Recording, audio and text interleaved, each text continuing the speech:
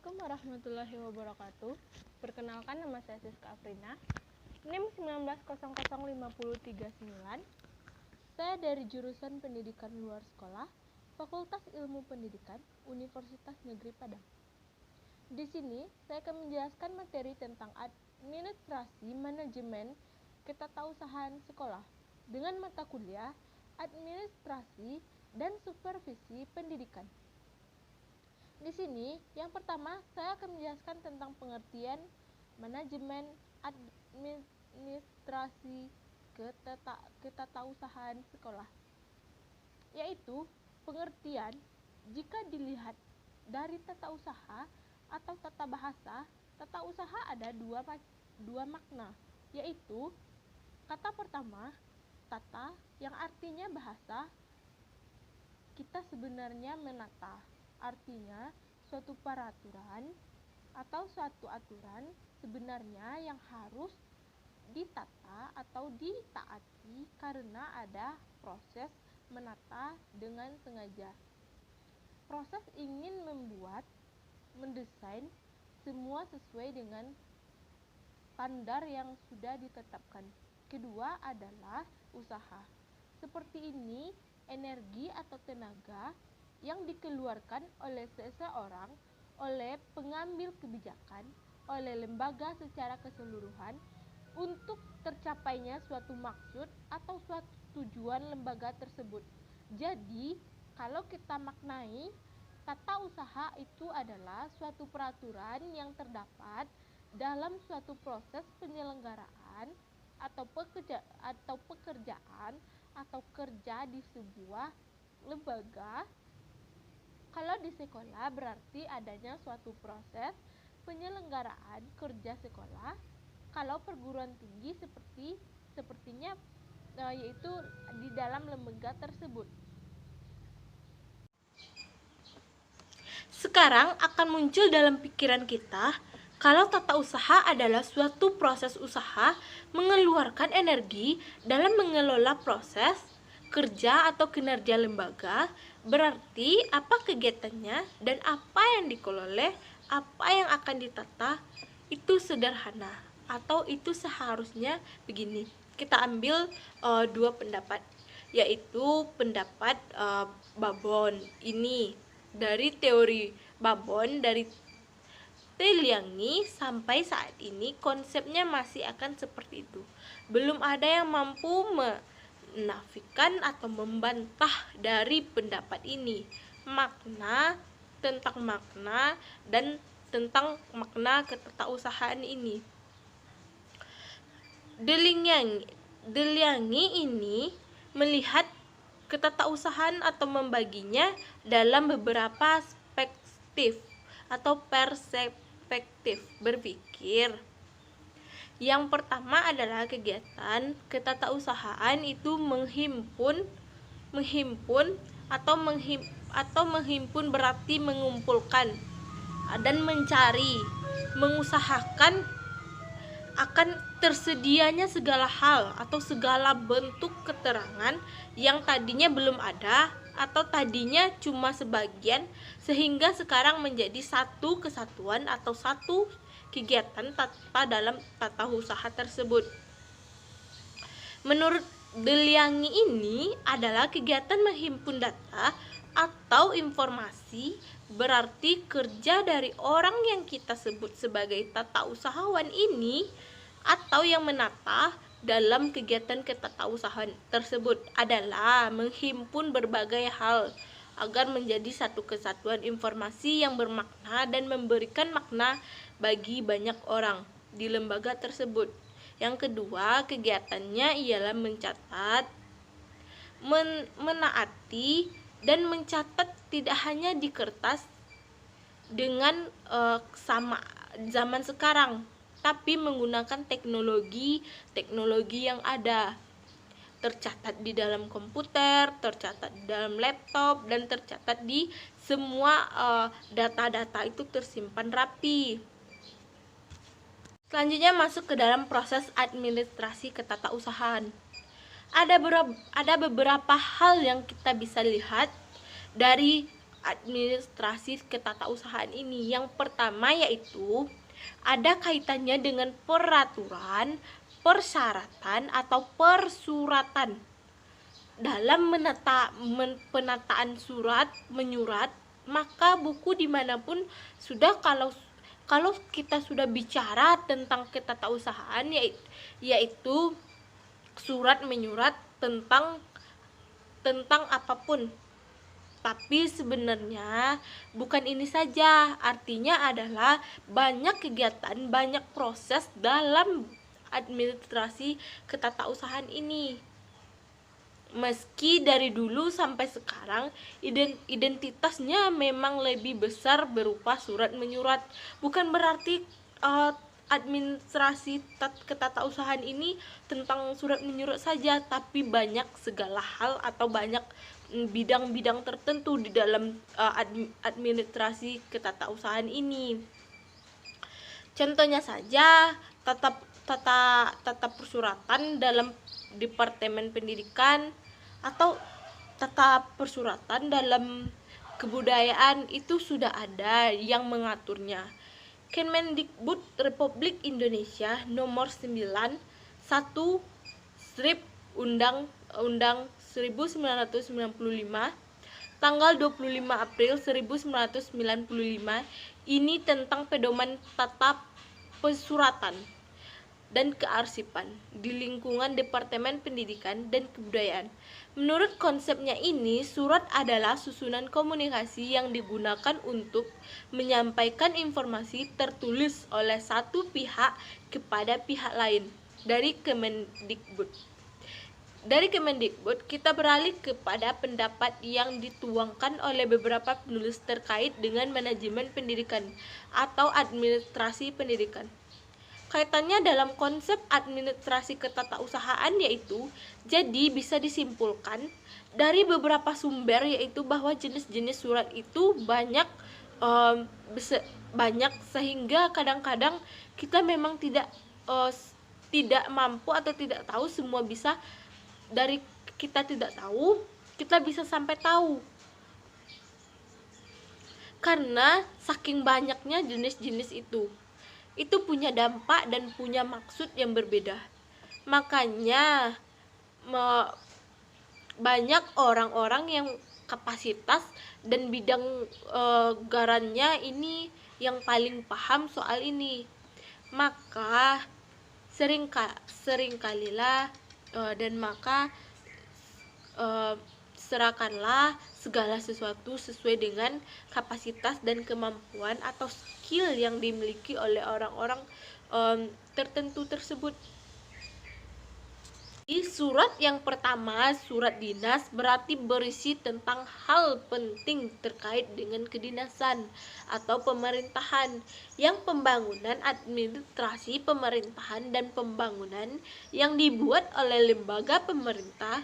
Yang kedua, nota dinas, yaitu surat yang dibuat oleh atasan kepada bawahan yang isinya adalah catatan angka atau catatan singkat atau nota, catatan tentang terkait suatu pokok persoalan dengan kedinasan tersebut.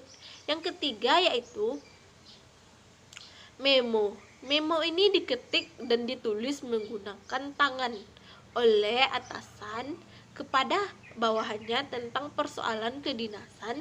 Selanjutnya ada surat keputusan. Surat keputusan ini adalah surat misalnya surat pengumuman, surat pernyataan yang berisikan tentang informasi dan kesimpulan dari keputusan tersebut. Yang kedua, kita masuk dalam ada hal yang terlupakan selama ini, yaitu tentang persoalan kearsipan. Penataan arsipan dan kearsipan artinya naskah-naskah yang dibuat oleh orang yang diterima oleh lembaga manapun dalam bentuk dan dalam corak apapun itu masuk ke dalam arsip, baik keadaan tunggal ataupun dalam bentuk segala hal itu masuk ke dalam arsipan. Tujuan dari kearsipan ini adalah menyimpan sehingga ketika dibutuhkan diperlukan, dan apakah sebagai pembanding, apakah sebagai bukti, semuanya ada, semua bisa dikendalikan dan bisa dimanfaatkan kembali. Sehingga proses mencatat itu meliputi berbagai macam kegiatan yang sifatnya membuktikan dengan berbagai alat tulis dengan teknologi yang telah berkembang di zaman sekarang ini tentang berbagai macam keterangan yang diperlukan, sehingga terwujudnya berbagai macam tulisan yang menjadi informasi sebenarnya, bisa dibaca, bisa dikirim, dan bisa disimpan menjadi alat bukti kapanpun diperlukan, bahkan informasi-informasi yang ternyata penting untuk tahun ini meski dari tahun-tahun yang sebelumnya atau dari tahun-tahun yang sudah lewat bisa digunakan kembali.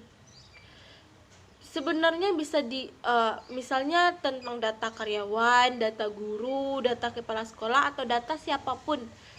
Sehingga jika kita memerlukan bukti, kita bisa mencari kearsipan tersebut, kita bisa membaca kembali apa yang telah diarsipkan tersebut, dan kita bisa mencari bukti yang terjadi di dalam arsip atau surat menyurat tersebut. Kegiatan berikutnya menurut Deliangi dalam konsep ketatausahaan kegiatannya adalah mengolah apa yang dikelola, apa yang akan dikelola. Artinya mengelola adalah berbagai macam kegiatan yang dikerjakan terkait dengan berbagai macam keterangan, berbagai hal yang sifatnya informasi dengan maksud menyajikan dalam bentuk informasi tersebut yang bersifat informasi dan yang bermaksud dalam menyajikan atau menyajikan dalam bentuk informasi yang sifatnya informasi yang bermanfaat dan lebih berguna dan lebih jelas yang bisa dipakai oleh siapapun. Keempat adalah kegiatan mengandalkan. Maksud dari kegiatan mengandalkan ini berarti membuat menjadi ganda atau kegiatan menggandakan. Kegiatan menggandakan ini artinya kegiatan memperbanyak berbagai cara atau menggunakan alat sebanyak-banyaknya jumlah yang dibutuhkan, dan apakah melalui fotokopi atau scan atau berbagai macam lah. Ketika itu memang diperlukan proses kebutuhan banyak orang yang ada di lembaga tersebut atau di sekolah atau perguruan tinggi.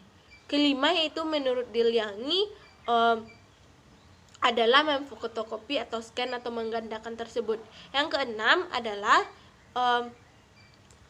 ditutup dengan kegiatan menyimpan, yaitu menyimpan segala informasi, segala hal yang memiliki kepentingan atau memiliki makna dan lembaga atau punya potensi menguntungkan atau merugikan bagi lembaga itu. Ditaruh kegiatannya dengan berbagai macam cara dan alat yang berangkat jadi dimanfaatkan untuk diletakkan atau disimpan di tempat tertentu. Kalau dulu barangkali apakah sifatnya menggunakan alat atau map tertentu, disimpan dalam lemari, disimpan dalam emanggan, atau pokoknya disimpan di tempat yang aman gitu. Rangka pelaksanaan kegiatan lembaga secara keseluruhan, kegiatan pengelolaan arsip itu banyak. Mulai dari azas penataan arsip sampai kepada sistem penataan arsip dan sampai pemeliharaan arsip. Dan itu kalau tempo dulu jauh lebih ribet dan lebih mengerikan pekerjaan penataan arsip dibandingkan pada zaman sekarang. Kalau zaman sekarang pengarsipan itu lebih mudah atau lebih simpel karena kita hanya menyimpan data-data dalam laptop atau teknologi canggih yang telah kita gunakan pada hari ini. Apalagi kalau sudah berkaitan dengan pemeliharaan dan penyimpanan bahan atau untuk arsip tersebut. Orang butuh banyak sekali ruangan untuk dijadikan gudang-gudang penyimpanan. Contohnya saja dalam bermacam atau di dalam tata usaha sekolah, kita harus meluangkan tempat atau ruangan untuk menyimpan berbagai informasi di dalam arsipan tersebut, sehingga arsipan tersebut menjadi nyaman atau bisa kita gunakan kembali untuk tujuan atau informasi di tahun-tahun berikutnya, atau menjadi bukti kita untuk mencari informasi di tahun berikutnya. Jadi kita harus memelihara perarsipan itu menjadi lebih baik. Kita bahas lebih lanjut tentang kearsipan penataan arsip ini. Kita tahu azas penetapan arsip ada azas sentralisasi, ada azas desentralisasi, juga azas gabungan antara sentral dan desentralisasi. Azas sentralisasi adalah azas penataan yang dipusatkan pada satu email saja. Sementara azas desentralisasi adalah azas penataan arsip yang sifatnya memberikan kemudahan bagi lembaga tersebut atau unit-unit yang ada di dalam lembaga organisasi tersebut. Sebanyak itu yang ada di lembaga, maka sebanyak itu pula yang dimanfaatkan. Dan begitu juga azas gabungan. Azas gabungan, azas sentralisasi dan desentralisasi ini mempermudah dalam kearsipan atau penataan kearsipan. Yang kedua yaitu sistem penataan arsip. Ada beberapa yang membuat sistem penataan arsip ini dikelompokkan oleh para administrator ataupun para tata usahawan atau tata usahawan ini. Yang pertama yaitu mengelompokkan penataan arsip berdasarkan masalah. Jadi masalah-masalah yang sejenis, yang serupa dikelompokkan dalam satu kelompok yang sama. Yang kedua berdasarkan abjad. Kategorinya itu A pada judul atau topik yang sama, maka akan dikelompokkan dengan topik abjad juga, dan dikelompokkan dengan abjad yang sama tersebut. Yang ketiga yaitu berdasarkan tanggal. Masalah-masalah yang sama di tanggal yang sama akan dikelompokkan menjadi satu. Itu penyusunan tatapan atau tatanan kearsipan, yaitu baik melalui adanya perubahan dengan mudah atau disusun kembali tanpa adanya perubahan. Yang ketiga adalah peran guru dan peran dosen dalam administrasi ketatausahaan ini. Guru dan dosen sangat berperan aktif di dalam administrasi ketatausahaan ini, karena peran ini sangat penting sekali. Mereka adalah ujung tombak, maka semuanya penting. Tidak guru dan tidak dosen itu sangat penting. Harus merupakan masukan untuk mereka yang lebih banyak bekerja, mereka yang lebih banyak memanfaatkan waktu yang lebih sehingga menyelesaikan pekerjaannya, sehingga bisa mengarsip atau melakukan arsip atau penataan kearsipan tersebut. Yang selanjutnya yaitu prosedur penataan arsip, di mana pemanfaatan dalam konteks yang pertama merupakan arsip yang akan disimpan pada prosetor atau maupun tidak harus dilihat dahulu di data dan dianalisis untuk meneruskan arsip yang akan disimpan. Dan yang kedua adalah arsip yang